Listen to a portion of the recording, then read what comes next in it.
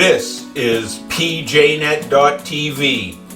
and this is my perspective and comments. In this video segment of My Perspective and Comments, we cover politics, society here and abroad, and the events of the day that are shaping our nation. PJNET.TV, My Perspective and Comment, coming to you with a worldview, one nation under God. Welcome to My Perspective and Comments.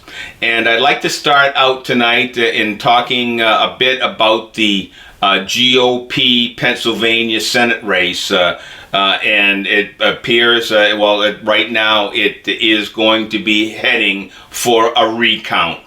And it's so close, the margins are so close between Republican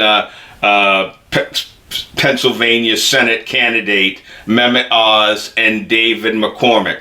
And I'm a little disappointed. I would have liked to seen an endorsement have been given for Kathy Burnett.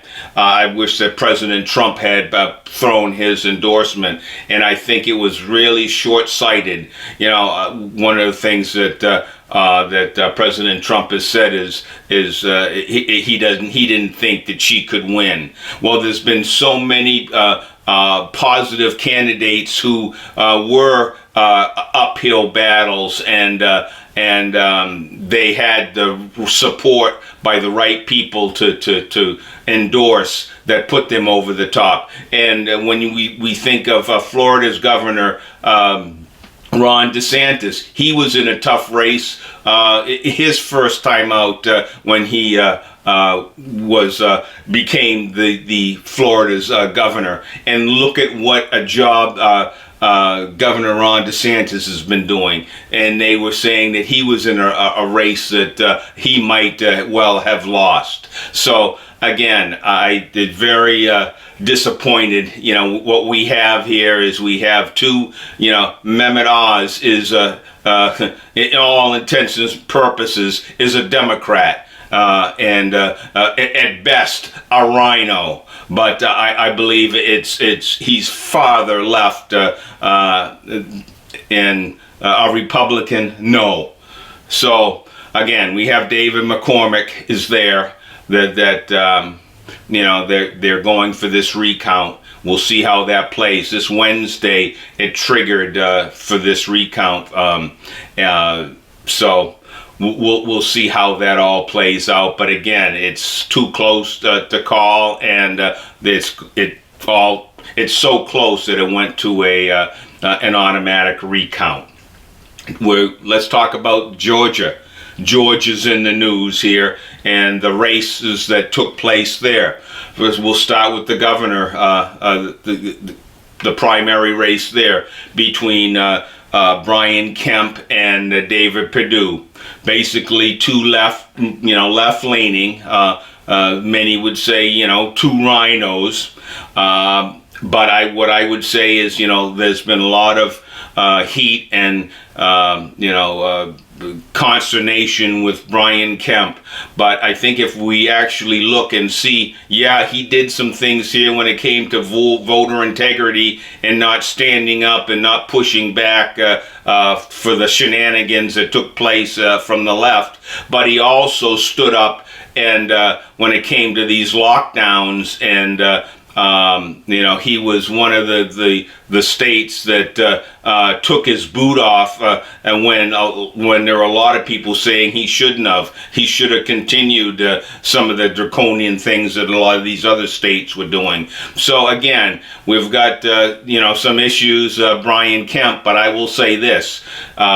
When it comes to the turnout for that governor's primary, bodes well for Brian Kemp to run away with Stacey Abrams when it comes to him being reelected as governor. So again, that bodes well for Brian Kemp there is defeating Stacey Abrams. Another race, the Georgia race, Herschel Walker wins his Senate primary race. So Herschel now will face Raphael Warnock. And we saw what took place there, with the ballots, the election integrity, and, a race that never should have been, Warnock never should have won, but he's in his state seat right now, Senate. And what's going on with the Democrats and Biden and every area of our life right now, when you look for the inflation and we're the high energy bills that we're facing, what took place in Afghanistan, just you name it. Around the globe or right here in the States, we see leadership and the Republican Party failing us. And I think that Raphael will be no problem. Herschel will be elected to the Senate. Some more information here when I'd like to get into a bit here with what took place in Uvalde, Texas, and the horrific evil that we saw there in that mass shooter, that 18-year-old. There's been a lot of reaction, and the usual suspects have come out and with their outrage and a lot of antics right now. But there's been, instead of trying to come together and heal and support Texas, we had the liberal left coming out and going after guns, and we have to do something. We have to do something. No matter if it's not going to work at all, we just got to go out and do something. And instead of sitting together and saying, what can we do that would that would help. And every time that there's a mass shooting or whatever, we hear a lot of people saying we have to do anything, we have to do something, instead of saying what can we do to alleviate this problem. When we take a look at society, when we take a look at the evil that are in people's hearts, and instead of going right to political, there should be some real people coming together and saying, what can we do to avoid this again? We've heard some good positive things and some things that would potentially have made a difference. Senator Cruz and many others, the NRA and many others on the right have said, maybe instead of if there weren't multiple entryways to that school, that might have been a deterrent. If there was one way in and one way out, and all the other potential exits or entrances would be closed off, then you could have protection at that, say the front door, in and out, and you could have your students protected that way. To name one positive thing that would help be a defense against our children being slaughtered. And again, the no gun zones obviously have shown that it's almost a red flag that you're not going to have any defense against someone that has evil in their heart. We've also seen these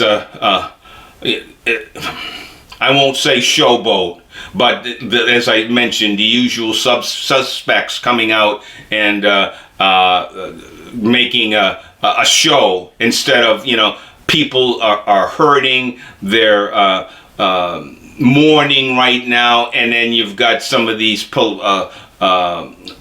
political actors coming up and making a show. An example, we saw Beto O'Rourke. In fact, we've got a video. There'll be a montage of things here. We're going to take a time here with one video section coming from Steve Dace, and there's a montage that's kind of surrounds what has taken place, and we're going to be focused on that video, just that one video right now that will stay focused, and kind of a montage of what took place and surrounding the Uval, Texas, and that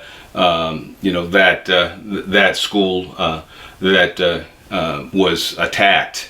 But again, we see that governor. When I said also these politicians coming out of the woodwork, we heard from Chuck Schumer, and we've also heard right here in New York, Governor Kathy Hochul, the governor, has said that she wants to have an emergency convening of the legislature, and they want to come up with maybe 18-year-olds can no longer purchase any weapons, and she wants to convene the legislature. And I just want to say, here this governor comes and wants to do that instead of New Yorkers the citizens of New York are getting killed by what the legislatures and the leadership in this government here in New York are letting criminals run the streets and murdering people with this crazy bail reform that they've put out in the last couple years. And what do we have?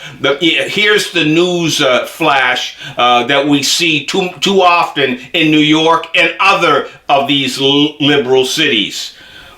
The news flash. Man that is charged with murder, shooting another person, and he is a convicted felon out on parole. That's what we see, the information that we get. Someone that should be in jail, locked up, but these legislatures in New York has come up with a legislation that says, no, let him out. Hey, if it's this class of felony, then, we bring them in, charge them, give them an appearance ticket, and send them right back out into the streets. And this is no deterrent. This is almost, hey, you're free to do whatever you want to do. There's no consequences to the evil and the crime and the murders that's taking place here in New York. But she's got nerve enough to want to get an emergency session of the legislature and go after these 18-year-olds. And let me see, the last I heard, we have 18 years old going in to fight for the military to defend America, but yet and still they can't go out and buy a gun. So we see this taking place, and what I like to do right now is to have us take a look here. Steve Dace has his program discuss what took place here in Texas, and a montage of that kind of surrounds and an overview of what took place in this horrendous attack from this evil that came to that school system. So here, take a look.